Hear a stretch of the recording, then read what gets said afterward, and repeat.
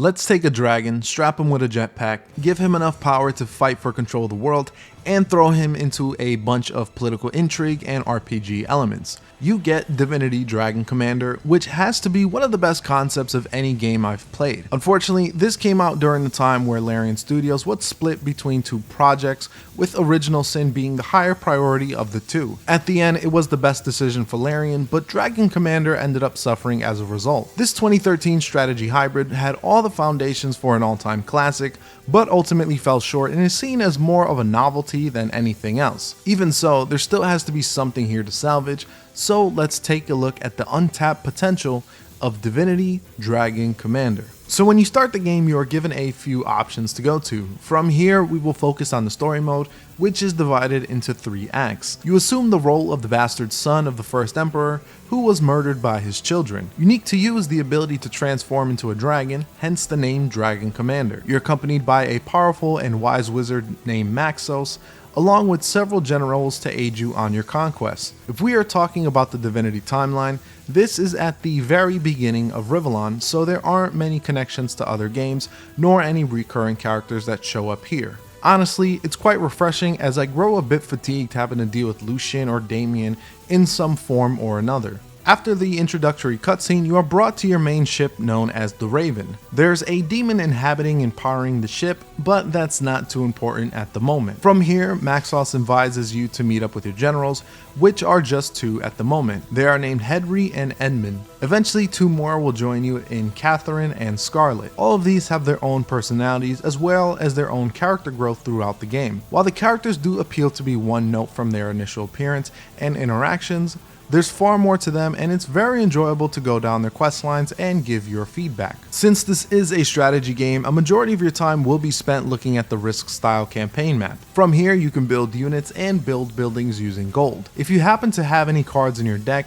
you can play them at the appropriate time. This involves strategic cards like doubling up a province's income for 1 turn, or having a handful of mercenaries appear for 1 battle. The cards you collect do add a bit more to the strategic layer of the game, but nothing too crazy. Most of the time, you'll be creating as many units as possible and sending them out to territories. Unit upkeep is not a thing, so the more units the merrier. Eventually, battle will be upon you, which you can choose to participate in, have one of your generals take care of it, or rely upon the Imperial Army to do its job. Early on, you'll most likely be participating in battles as you do not have a lot of units or policies to help push the auto-resolve in your favor. And now let's talk about the combat itself. It's as basic as many RTS strategy games can get. You move your units to capture certain building slots on the map. From here, you can build military buildings to create units, capture tower points, and recruitment areas to create recruitment centers. The only resource you really have to worry about is recruits, which generates automatically from a pool of you to use. Early battles will be pretty basic as you won't be able to research many units or upgrades at first. You'll eventually have full access to the research once Act 2 arrives,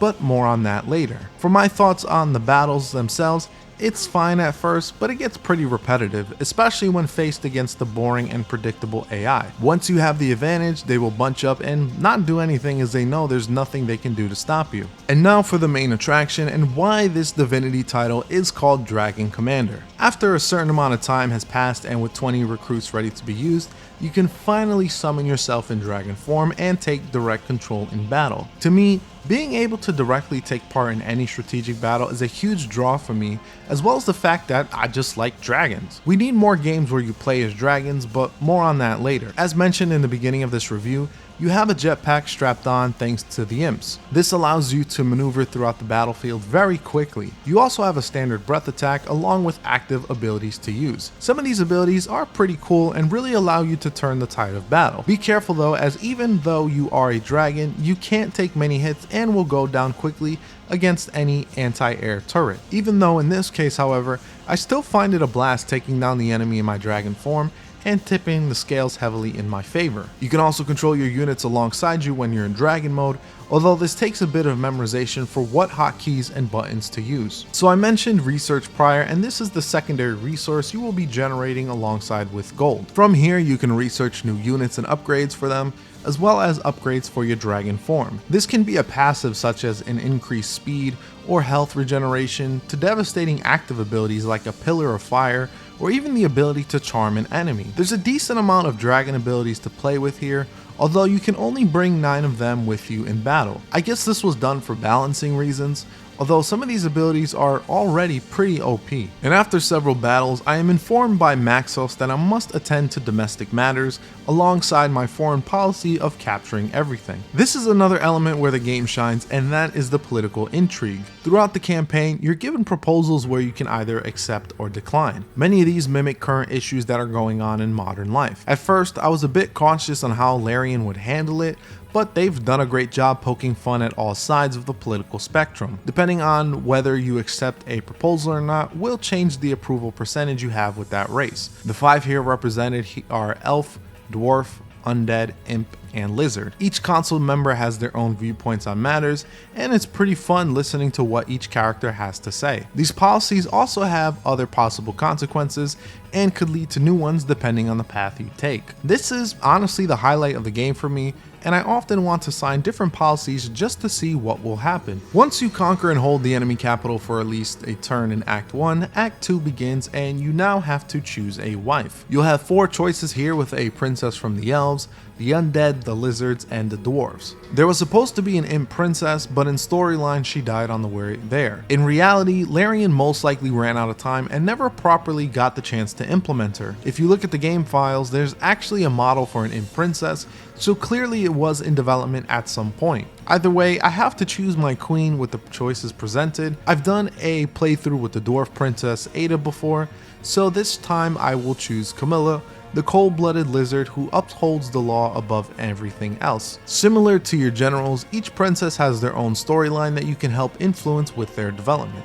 Honestly, Act 2 is really the peak of the game for me, as now you have to contend with your half-brothers and sisters. It's also when all the items can be researched, creating a path to unlock all the units and dragon abilities. Since there is no diplomacy, it's basically an all-out war with all sides attacking each other. There's potential for multi-sided battles here, but I didn't experience any during this playthrough. I did have one situation, but I decided to auto-resolve it since the battles get pretty boring after a while. There's also the fact that the main narrative is ultimately pretty weak and undercooked. Even though I've played the game twice, I have no idea who my half-brothers and sisters are. Outside of the stylized cutscenes, they don't appear at all, and I have no clue what they actually look like. Maxos is also supposed to be this legendary wizard, but we rarely learn anything about him. He's more just there to serve the plot and explain why things are happening. It's strange considering this Divinity title takes place so far in the past, but doesn't really explore the time period nor add much to Divinity's overall lore. Sure, the character interactions and questlines are superb, but the main storyline is overall underwhelming. Act 3 though is really when the game started to go downhill for me. By then I resolved the questline with my queen as well as my generals, so there wasn't any additional character development for them. All of the research was completed in Act 2, and new policies to vote on were also becoming few and far in between, making the game purely about battles, which is the least interesting part of this game. Thankfully, I stockpiled enough cards to tip most battles in my favor, despite the fact that the 7 were against me, as I had a ton of reduced luck from my political policies. And even when I finally finished the game, it booted me right back to the main menu instead of taking me to the credits. That has to be an oversight, which is another sign of the game's unfinished nature. The biggest issue I have with Act 3 though has to be the blatant difficulty spikes with enemy units. Instead of having better and craftier AI, each unit you go against has increased health and damage, meaning that they will easily melt your units without a highly superior strength in numbers. It also doesn't help that the AI can activate its active abilities very quickly,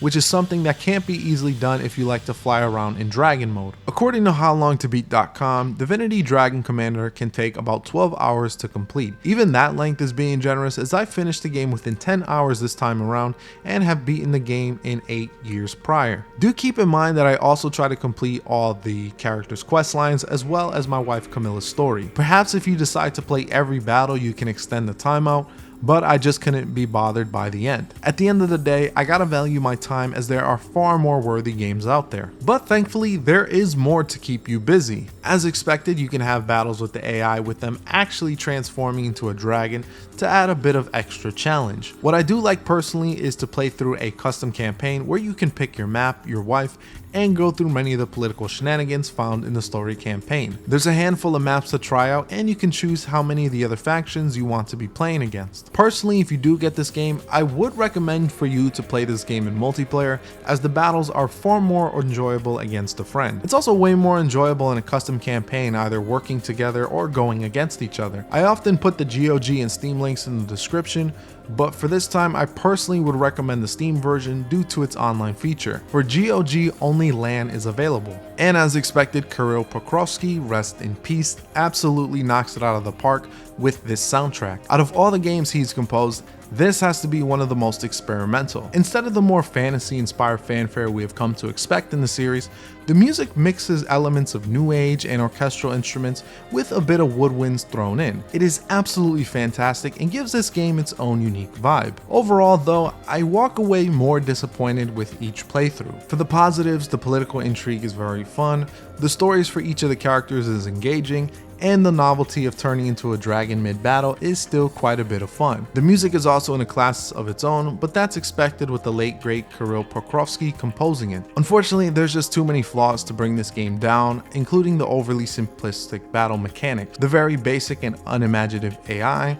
the very dull and boring third act, and the overall short length. Despite the game's flaws, I am always revisiting every once in a while just to see what could have been. If there was a sequel expanding on the dragon form, adding more units to play with, and maybe even going all out with a full-on sandbox story campaign, you could really have something special here. Change the battles also to be full-on Total War style skirmishes, and I can very much be behind that. Larian CEO Swen Vinci has stated prior that this end product was unsatisfactory, so maybe a revisit of this game could be something planned for in the future. Unfortunately, no news of a sequel has been announced, and Larian has struck gold with the original Sin formula. I don't see Larian going back to Dragon Commander, but maybe one day. Either way, I hope you've enjoyed the exploration of Dragon Commander, and why I wish it was better than what it was. Give it a go if you're so inclined by the novelty, but don't expect too much more. Thank you all for watching, and this is Powerhouse, signing off.